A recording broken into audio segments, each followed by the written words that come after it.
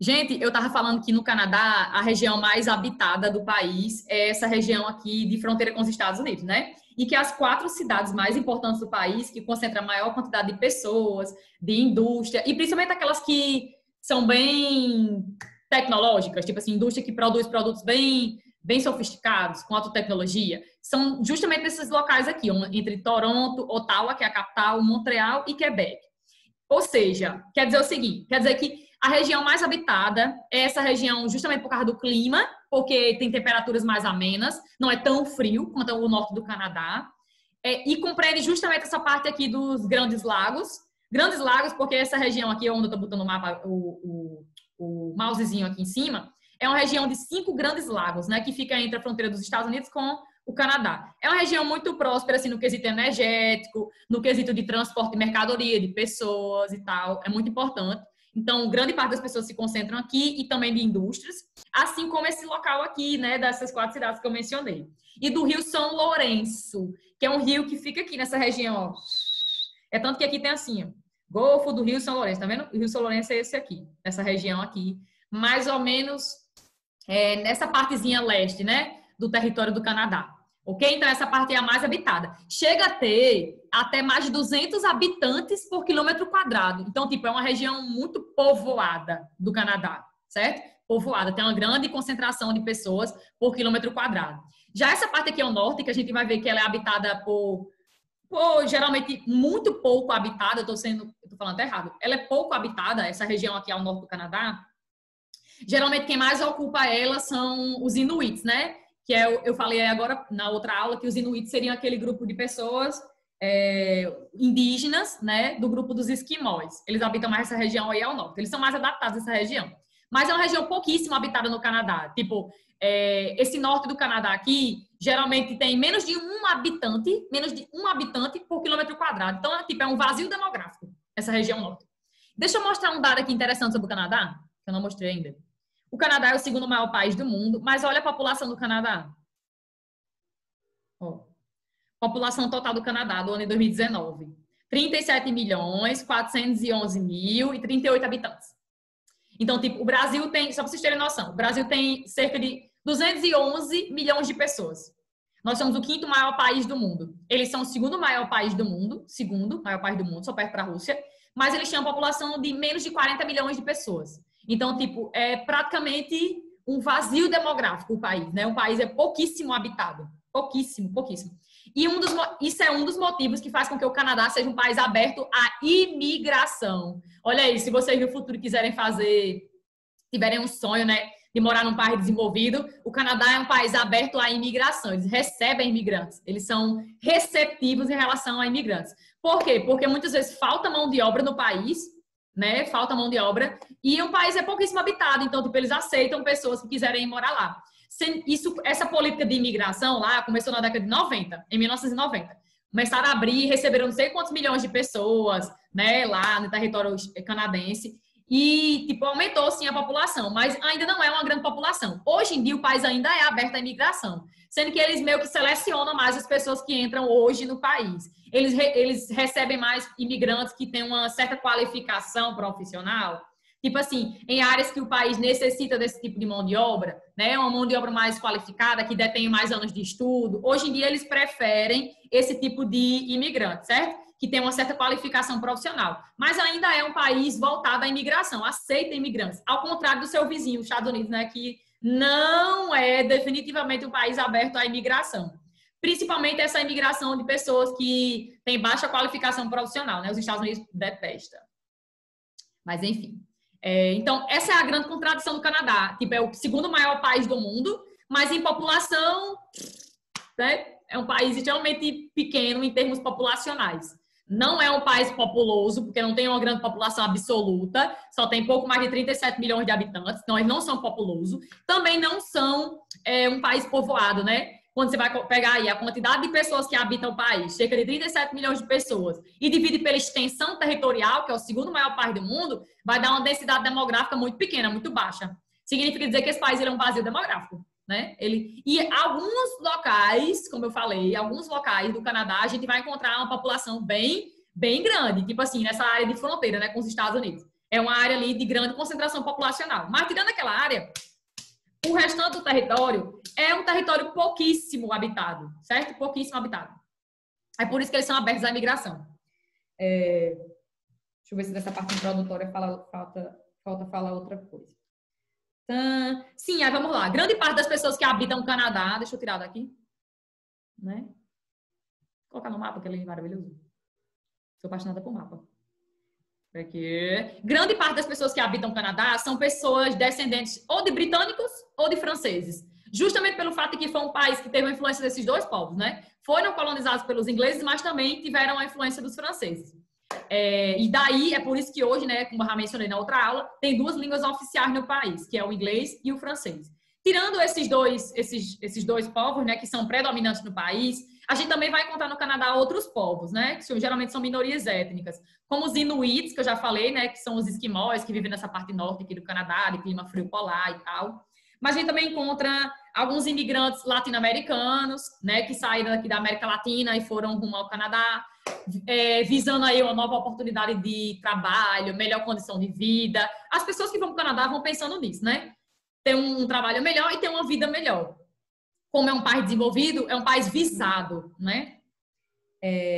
Um elevado padrão de vida, cadê? Também a gente encontra no país a presença de alguns asiáticos na população, são minorias, né? Asiáticos, e também a presença de alguns povos europeus, certo? Que no processo de imigração, né, muitos foram para o Canadá também visando essa questão do trabalho e melhores condições de vida. Então, a gente encontra dois povos que são predominantes, que são os ingleses e os franceses, mas também tem outras minorias étnicas, como os inuits, os latino-americanos, os asiáticos e alguns outros povos europeus.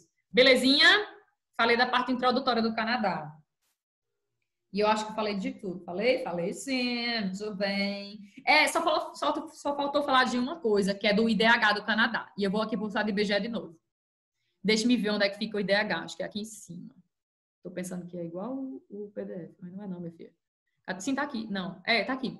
Índice de Desenvolvimento Humano, né? IDH. Lembram que a IDH é um índice que varia de 0 a 1. 0 a 1. Então, quanto mais próximo de 1, maior é o desenvolvimento, né, social e econômico daquele país. O IDH leva em consideração 3 coisas para medir a condição de vida em um país, o padrão de vida naquele país. Ele leva em consideração a saúde, né, a saúde do país, a estrutura da saúde, a quantidade de hospitais, a quantidade de médico para atender as pessoas, enfim, a estrutura da saúde, a expectativa de vida das pessoas naquele país. E a expectativa de vida do Canadá é bem alta, quer ver, ó? É maior do que os Estados Unidos. Em média, 82,3 anos eles vivem. E o índice de desenvolvimento humano, sim, eu disse que leva em consideração saúde, educação, grau de escolaridade do país, tipo assim, quantas pessoas são alfabetizadas, quantas concluíram o ensino fundamental, Fundamental 1, Fundamental 2, ensino médio, quantas pessoas chegaram ao ensino superior, concluíram o ensino superior, tem uma pós-graduação, enfim. Mede o grau de escolaridade também, o IDH, e mede a renda per capita. Tipo, quanto em média cada pessoa ganha, certo? Por ano, ele também mede isso aí. Então, o IDH é um indicador, assim, mais preciso da realidade de um país. Não é 100%, não reflete 100% a realidade, mas ele é um indicador mais preciso, certo? Por englobar esses fatores aí. E a gente vai ver que lá na frente, vocês vão estudar no ensino médio de novo IDH. E aí vocês vão ver que o IDH hoje, ele engloba outras coisas, como, por exemplo, o índice de desigualdade de gênero. Ele hoje está avaliando as condições das mulheres e dos homens em cada país, certo? Em relação a várias coisas, como, por exemplo, salário, saúde, educação, que é diferente de homens para mulheres. Então, vamos lá. Olha o IDH do Canadá, o Índice de Desenvolvimento Humano. É um índice que varia de 0 a 1. Olha o IDH deles, 0,922. Ou seja, significa dizer que o IDH desse país é muito elevado. IDH se divide em 4 tipos: baixo, médio, elevado e muito elevado, certo? Eles têm um IDH muito elevado. E eles têm um IDH de um país desenvolvido, como a gente já sabe, mas enfim. Acima de 0,80, né, de 0,800, ou seja, que já está bem próximo de 1, é considerado um país desenvolvido, certo? Em termos de IDH. Então, eles são sim desenvolvidos e esse indicador está comprovando isso aí. No livro de vocês tem um dado de 2014, né? Um dado está 4 anos a menos do que aqui no site IBGE. Em 2014, o Canadá tinha o nono maior IDH do mundo em 2014, certo? Mas hoje, com certeza, talvez esteja até numa posição melhor. Não abri aqui não para olhar esse dado atual não, mas depois vocês dão uma olhadinha aí. Maiores IDHs do mundo, para vocês verem a posição do Canadá, mais recente, viu? Se quiser olhar agora. Para conferir. Mas eles geralmente ficam aí em torno dos primeiros lugares em termos de IDH, ou seja, é um país que tem um padrão de vida muito bom, né? Eles têm um IDH muito elevado. Ok, isso é um ponto positivo. É outro ponto positivo e outro ponto que é visado, né? Assim, pessoas que vão para o Canadá, elas visam isso também. Um padrão de vida melhor, enfim. Ok, falei da parte introdutória, agora vamos falar da economia do Canadá. Vamos lá. O Canadá é um país que é muito dependente dos Estados Unidos em termos industriais. Em termos industriais. É um país muito dependente dos Estados Unidos. A gente vai ver que grande parte das indústrias do Canadá, elas meio que são como é que eu posso dizer? Elas são dependentes, né? Elas dependem de investimentos dos Estados Unidos. Cadê? Deixa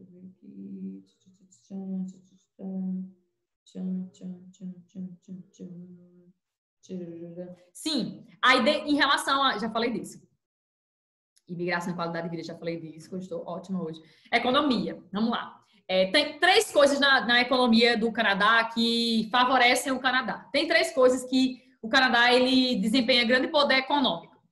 O setor agropecuário do país é muito desenvolvido, utiliza técnicas modernas na produtividade. A gente vai ver que a agricultura do Canadá é uma agricultura intensiva, que adiciona muita tecnologia na produção, ou seja, não ocupa também muita mão de obra, ela é muito tecnológica. Isso faz com que ela seja uma das grandes produtoras mundiais de grãos, certo? O livro vai destacar aqui o trigo e a cevada, né? Que é um país que produz muitos grãos e exporta muitos grãos, como o trigo e a cevada. Se destaca nesses dois tipos de culturas. Mas, tirando essa questão também da agricultura, a gente pode falar da pecuária, que também é uma pecuária muito desenvolvida, né? Pecuária quer dizer o quê? Criação de animais. Eles também têm uma pecuária muito desenvolvida, onde se seleciona as espécies, praticam a seleção artificial, enfim. Também tem uma pecuária muito desenvolvida. Então, o setor de agropecuária do Canadá é muito desenvolvido e tecnológico. Outra coisa que eles se destacam bastante é no setor de extrativismo, principalmente extrativismo vegetal. Mas é um país muito rico em minérios. É um país rico, seu subsolo é muito rico em minérios. O livro cita alguns, né? Um país rico em ferro, zinco, carvão mineral, gás natural, petróleo, enfim, é um país muito rico, tem o seu subsolo muito rico em minérios, o que favorece, de certa forma, suas indústrias, né? Que requerem também, como fonte energética e matéria-prima, a utilização de minérios, certo? Então, um país rico. É o segundo maior país do mundo, né? Então, assim, a gente já bota na cabeça desse país deve ter muito recurso. E tem sim. Em relação ao extrativismo, que eu estava falando e dei uma pausa. Eles são um dos maiores produtores mundiais de papel e celulose do mundo todo. Papel e celulose. O Canadá fica numa área de floresta de coníferas, né? Grande parte do Canadá, do território do Canadá, fica numa área de um bioma, certo? Um bioma que é chamado de floresta de coníferas, também chamado de floresta boreal ou então taiga. Não sei se vocês já ouviram falar. Já ouviram sim, que eu acho que eu já falei disso. Enfim, grande parte da celulose é encontrada nas espécies da taiga. Então, assim, e que é a base do papel, né? Eles têm uma das maiores indústrias do mundo nesse ramo de papel e celulose. Sem contar que o Canadá, hoje em dia, eles já utilizam uma madeira que é reflorestada. Hoje eles já exploram madeira que é reflorestada, ou seja, que foi plantada, né, que esperaram crescer e tal, e aí começaram a explorar. Eles já utilizam uma floresta reflorestada. Tem, de certa forma, um conservacionismo, né, uma utilização assim de forma racional, entre aspas, porque eles já destruíram a vegetação nativa. Mas, enfim, é um dos países que mais produzem papel e celulose do mundo, por causa da taiga. Essa floresta taiga ela é chamada de floresta de coníferas porque as espécies são em forma de cone. Sabe o pinheiro, que é a árvorezinha de Natal, que a gente tem... No período do Natal, a mamãe coloca árvore de Natal, às vezes, né? Em casa, ela monta a árvore de Natal. A árvore de Natal, ela é um pinheiro. E o pinheiro, ela é uma espécie predominante dentro da taiga, certo? São espécies muito ricas para essa questão extrativista. Belezinha? Que a gente tem como símbolo do Natal, e lá eles têm a floresta de coníferas, né? De muitos pinheiros. É. Pronto. Deixa eu me ver. Eu disse que se destacava em 3 setores: no setor de papel e celulose, extrativismo, no setor da agropecuária e de indústrias. Mas a indústria do Canadá, a gente vai ver que é uma indústria muito dependente dos Estados Unidos, de investimentos dos Estados Unidos. Cadê? Deixa eu ver se tem mais alguma coisa aqui que eu esqueci de falar. Sim, ó, eles têm a terceira maior reserva mundial de petróleo do mundo, ou seja, são muito ricos, né? E o petróleo é a fonte de energia mais utilizada no mundo. Eles decoram árvores de Natal naturais, eu já vi na internet. José, lindo, né? Porque, tipo, eles têm os pinheiros lá. Então, não é que nem a gente, né? Que a gente compra o pinheiro, a árvore de Natal de plástico para enfeitar. Lá eles têm. E é lindo, maravilhoso. Enfim, quando eu lembro da taiga, eu só lembro daquele filme de Crepúsculo. Dos vampiros, né? Indo pro lado e pro outro da floresta. Lindo, maravilhoso. KKK, nunca assisti. Ai, nunca assistiu? Crepúsculo? Nunca! Oh, God. Depois assista, mulher. Sou apaixonada. Amo. Edward Cullen e Bella Swan. Cadê? Ninguém assistiu, pelo amor de Deus. Eu gosto muito. Ah, pelo menos alguém falou aqui comigo, disse que gosta de Crepúsculo. Ai, Maria. Tô ficando uma senhora. Mãe é apaixonada por Crepúsculo. Ai, meu Deus, sua mãe quer dizer que você não? Ela tá dizendo aqui, ele não é lindo. Ah! Amo demais. Amo, amo, amo. Eu tinha todos. É uma saga. A saga Crepúsculo. Ana Beatriz, mãe tem todos os livros. Mãe tem toda a série de livros. Ai, perfeito. Eu nunca li os livros. Só assisti os filmes, mas sou doida pra ler também. Tá, e é uma saga que eu gosto e eu nunca li os livros. Geralmente, quando eu gosto muito de uma série ou de filmes, eu leio os livros também. Porque eu sinto vontade de terminar aquilo. Parece que fica uma coisa incompleta na minha vida. Eu preciso terminar. Igual a série que eu tava assistindo, e eu tive que ler os livros, porque eu senti que tava faltando alguma coisa para complementar a minha vida. Aí terminou o livro e eu sinto saudade, eu tô sentindo vontade. Eu não sei por que a autora não escreveu outro ainda. Eu tô com vontade de ler o resto. Pra mim tem umas coisas assim, umas perguntas que ficaram no ar e ela não respondeu. Mas enfim. Assistam Crepúsculo. Né? Tem umas partes de Crepúsculo que é na taiga, na vegetação da taiga, na floresta de pinheiros, de coníferas. Sim, então, eles têm a terceira maior reserva mundial de petróleo, são muito ricos em petróleo e também em carvão mineral.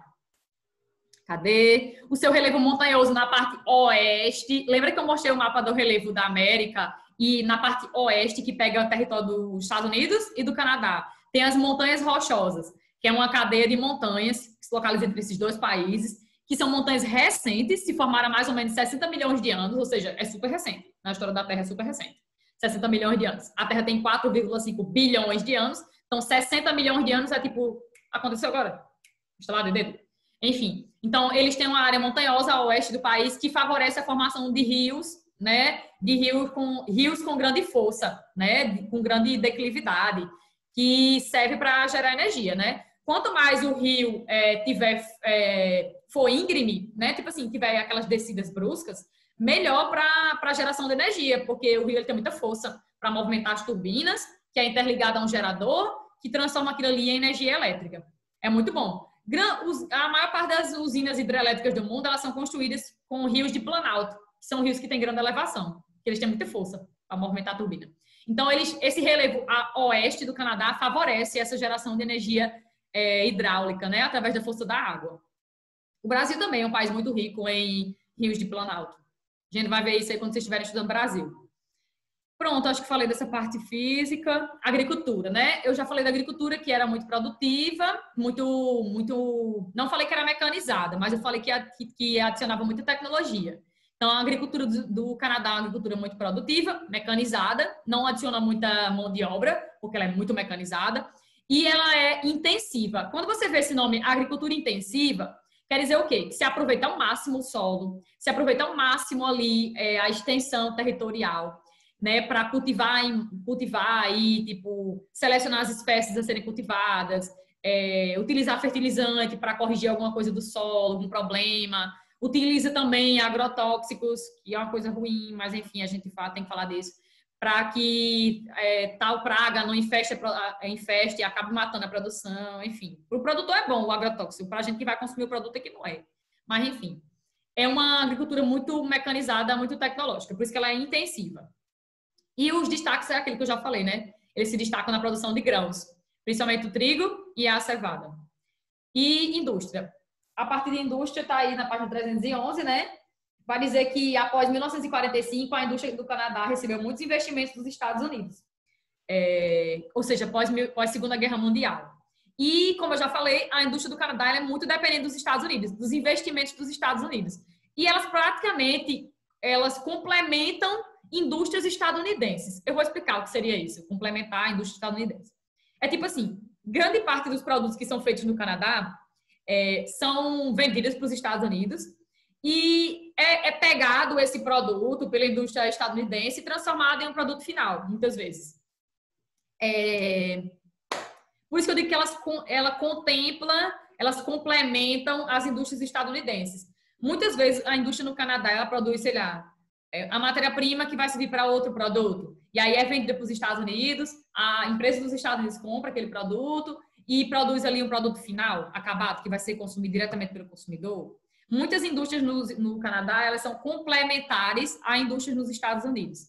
Por quê? Porque grande parte das indústrias no Canadá foram criadas, foram implantadas com o dinheiro dos Estados Unidos. Tipo assim, foi investido muito dinheiro, né, no Canadá, para que o Canadá se industrializasse e, de certa forma, complementasse algumas indústrias dos Estados Unidos. Mas é uma economia muito desenvolvida, viu? Isso não faz com que eles sejam menos desenvolvidos, não. É uma economia muito desenvolvida. Só para destacar isso aí. Não bota isso na cabeça, que não é. Sim, aí a parte mais desenvolvida deixa eu botar aqui no mapa. A parte mais desenvolvida do Canadá, em termos industriais, é aquela que eu já falei, mas vou falar de novo. Aqui, ó. Deixa eu dar um zoom. Aqui. Nessa região aqui do Rio São Lourenço, certo? Nessas 4 cidadezinhas que eu falei que elas são muito importantes, Montreal, Ottawa, Toronto e Quebec.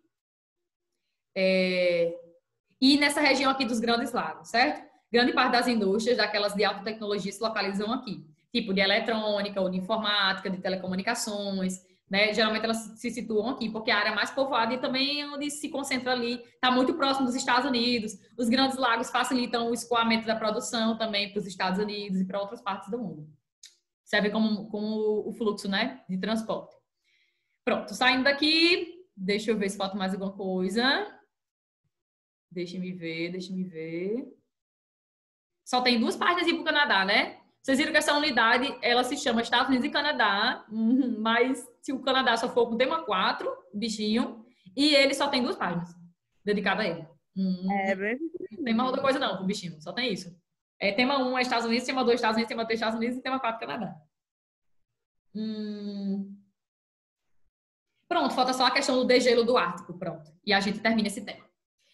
O que é essa questão do degelo do Ártico? Você já deve ter ouvido falar de aquecimento global, do fenômeno que é antrópico, provocado pelo ser humano, chamado aquecimento global. A nossa atmosfera, que é essa camada fina de gases que envolve a Terra, que compõe os gases que são essenciais para a nossa sobrevivência, sem ela a gente não existiria, ela nos protege de choques com meteoros, ela nos protege de algum choque com, talvez, né, proteja de algum choque com outro planeta, enfim, ela nos protege de corpos celestes. Ela também faz com que exista a temperatura ideal aqui na superfície para que a gente exista, certo? É ela que é responsável. Tipo, grande parte da radiação solar, ela é filtrada pela camada de ozônio, né? Que fica na estratosfera. Vocês vão estudar isso depois, mas acho que vocês já estudaram no 6º ano. Mas, enfim, ela filtra alguns raios ultravioletas que vêm do Sol, que são nocivos, que são prejudiciais à nossa saúde, que poderia causar, tipo, câncer de pele na gente e tal. Então, ela tem essa função protetora, a atmosfera. Além de ser protetora, ela tem a função de regular a temperatura global, certo? É ela que faz com que exista uma temperatura ideal para a gente aqui na superfície. E daí eu estou explicando tudo isso por quê? porque ela age como um efeito estufa. Ela tem um efeito estufa, né? A atmosfera, ela é uma espécie de estufa que mantém aqui na superfície uma temperatura ideal para a gente. Ela age como se fosse uma estufa, nos protege e cria um ambiente legal para que a gente exista. O efeito estufa é um fenômeno natural, certo? A atmosfera, ela faz isso naturalmente. Mas quando a gente começa a emitir muitos gases do efeito estufa, tipo